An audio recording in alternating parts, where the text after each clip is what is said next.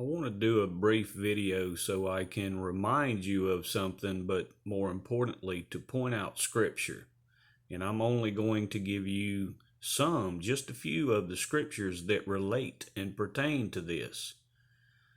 I want you all to remember what Trump said that initiated many things, that triggered many events when he said that a storm is coming.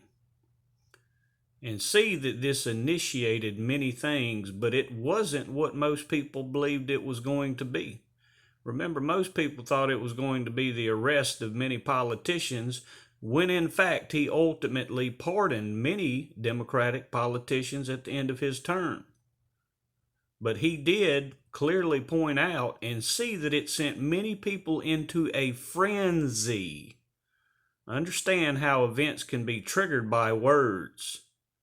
The language, again, how the waters that are spoken of in Revelation, the waters that were shown to John in Revelations chapter 17, verse 15, are the peoples, nations, multitudes, and tongues.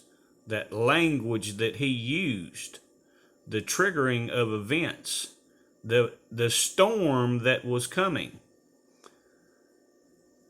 But the best part about it are these scriptures that I point out to you about the storm, what the Lord does about the storm. There is Isaiah chapter 25, verses 4 and 5. Psalm 55, verses 6 through 8. Psalm 107, verses 28 through 31. Isaiah chapter 4, verse 6. Psalm chapter 27, verse 5. And these are just a few in comparison to the many that teach about being sheltered from the storm, that he would give you shelter from the storm. So know this. If he gave up his own fleshly body for you, and just what John 3:16 states, he sent his only begotten son. He gave you his only begotten son. So if he did these things for you, do you think he wouldn't give you shelter also?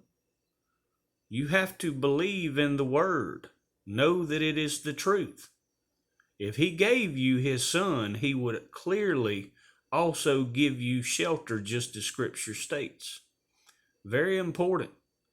How he will shelter you from the storm. He would send you into shelter and give you shelter. Very important, people. The word is the truth.